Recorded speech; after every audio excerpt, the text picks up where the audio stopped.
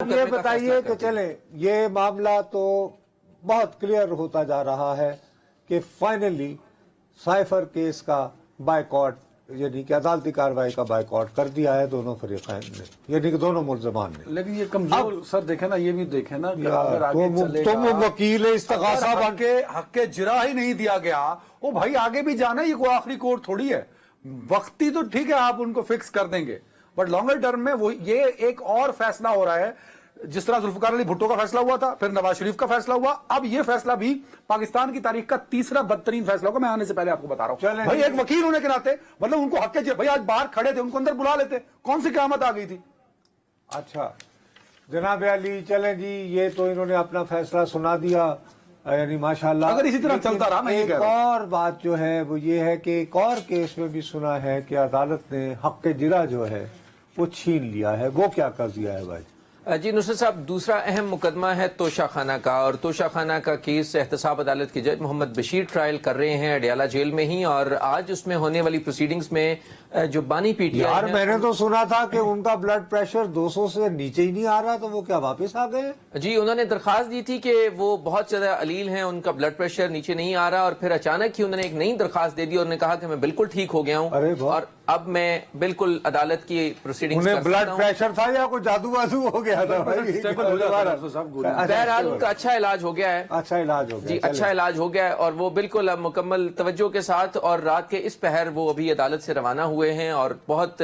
تندہی کے ساتھ. وہ انہوں نے کیوں حق جرا ختم کیا ہے؟ اس میں ایسے ہوا کہ آج یہ بتایا گیا کہ 10ویں مرتبہ جو بانی پی ٹی آئی ہیں ان کا وکیل تبدیل ہو گیا، اور وہ پھر اس بنیاد کے اوپر انہوں نے جرا کا کہا کہ نئی تاریخ دے دی جائے، جرا نیکسٹ ہیئرنگ پہ ہوگی. تو اس پر عدالت نے پھر شدید برہمی کا اظہار کیا اور یہ کہا کہ ہر مرتبہ تاخیری حربے استعمال کیے جاتے ہیں اور اس میں ڈیلے کیا جاتا ہے، لہٰذا آپ کا جو رائٹ آف کراس ایگزامینیشن ہے، جو حق جرا ہے، اس کو عدالت ختم کر رہی ہے. کل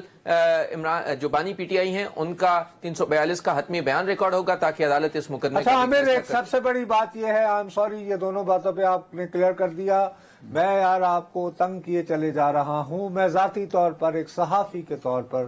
بہت زیادہ فکر مند تھا بھائی، وہ جو یہ کہ توہین عدالت اور ٹویٹس اور یہ وہ جو قاضی فائز عیسیٰ صاحب کا فیصلہ جو بلے کے بارے میں تھا اس کے تھا، مجھے ہرگز خبر نہیں تھی، لیکن مجھے یہ گما تھا، میری خوش گمانی تھی، میری دعا تھی کہ چیف جسٹس صاحب از خود اس کا نوٹس لیں. اب آج کی جو کارروائی ہوئی ہے اس کے بغور مشاہدے کے بعد آپ کیا محسوس کر رہے ہیں کہ معاملہ رفع دفع ہو گیا، یا ابھی بھی یہ ڈویژن ہوگی کہ کن لوگوں نے محض عدالتی فیصلے پر تنقید کی ہے اور کن لوگوں نے عزت مآب چیف جسٹس؟ یہ پوچھنا چاہ رہے ہیں کہ معاملہ ختم ہوا کہ کوئی نواں کٹا کھول گیا؟ جی مہربانی چلیں جی. جی نصرت صاحب دیکھیے، ایف آئی اے نے جب نوٹسز جاری کیے تھے تو وہ اتنی طویل فہرست تھی، اور اس میں بہت سے ایسے لوگوں کے بھی نام تھے جنہوں نے شاید تنقید ہی کی تھی اور انہوں نے اس طرح کوئی تصحیح نہیں کی تھی عدالت کی یا سپریم کورٹ آف پاکستان کی، تو ان تمام لوگوں کو بھی نوٹسز جاری کر دیے تھے. تو آج کی پروسیڈنگز میں عدالت نے اور chief justice of Pakistan justice قاضی فائز عیسیٰ صاحب نے بالخصوص اس کو کلیئر کیا. انہوں نے کہا کہ تنقید سے نہ ہم گھبراتے ہیں، بلکہ تنقید اچھی ہے، اور بلکہ ہم بہت زیادہ ویلکم کرتے ہیں کہ اگر صحافی بھی اور عام پبلک بھی عدالتی فیصلے کے اوپر اگر کوئی تنقید کرے، تعمیری تنقید ہو، تو عدالت اس کو بہت زیادہ ویلکم کرے گی. ایون چیف جسٹس نے تو کہا کہ میری تو کوئی تصحیح بھی کر دے تو مجھے اس سے بھی کوئی فرق نہیں پڑتا، بٹ یہ جو گالم گلوچ یا ایک بہت ہی زیادہ ولگر قسم کی جو لینگویجز یوز کی جاتی ہیں، ایسی نہیں ہونی چاہیے. اس میں اب دو باتیں ہیں. ایک تو چیف جسٹس آف پاکستان نے فیڈرل گورنمنٹ سے ان تمام جو پچھلے کیسز تھے، جب یہ کیسز شروع ہوئے تھے 2021 میں، آپ کو یاد ہوگا جب قاضی فائز عیسیٰ صاحب سپریم کورٹ کے چیف جسٹس نہیں تھے بلکہ نمبر 2 کورٹ تھی ان کی، تو وہاں پر انہوں نے نوٹس لیا تھا، لیکن جو سابق چیف جسٹس تھے گلزار صاحب، انہوں نے اس معاملے کو بالکل سائیڈ لائن کر دیا اور فکس نہیں کیا. تو جیسے مطیع اللہ جان کی اغوا بھی ہے، غالباً عمران شفقت کا قصہ بھی تھا اس میں، عبدالقیوم صدیقی صاحب کا کی اپلیکیشن تھی، اس میں جو پنجاب کے وزیر ہیں، وزیر اطلاعات عامر میر صاحب کا کیس تھا، اس میں عمران شفقت صاحب کا کیس تھا، اور اس کے ساتھ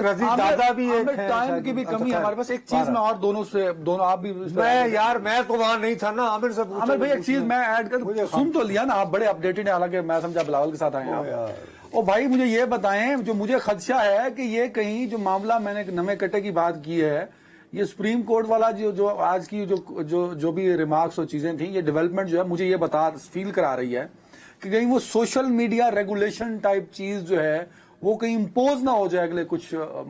مہینوں میں, شاید یا ہفتوں میں. جی بالکل آپ درست کہہ رہے ہیں. آج کی پروسیڈنگز میں 2 امپورٹنٹ باتیں تھیں. ایک تو یہ تھی کہ عدالت نے اس طرف بھی توجہ دلوائی کہ جو الیکٹرانک میڈیا ہے اس کا ایک ریگولیٹر پیمرا موجود ہے, اور وہاں پر اس طرح کی تمام جو اگر کوئی ایسی غیر قانونی یا غیر اخلاقی بات ہوتی ہے تو پیمرا اس پہ ایکشن لیتا ہے. لیکن سوشل میڈیا اور بالخصوص یوٹیوب کے اوپر کوئی چیک اینڈ بیلنس نہیں ہے, تو عدالت نے اس بارے میں بھی یہ کہا کہ اس کے اوپر کوئی نہ کوئی چیک اینڈ بیلنس ضرور ہونا چاہیے. سر ویری رائٹ, بہت شکریہ. جے آئی ٹی کو کام جاری رکھنے کی ہدایت کی گئی, جے آئی ٹی کو کام سے نہیں روکا گیا, اور وہ جو تمام ایسے لوگ ہیں جن کے خلاف جنہوں نے بہت ہی زیادہ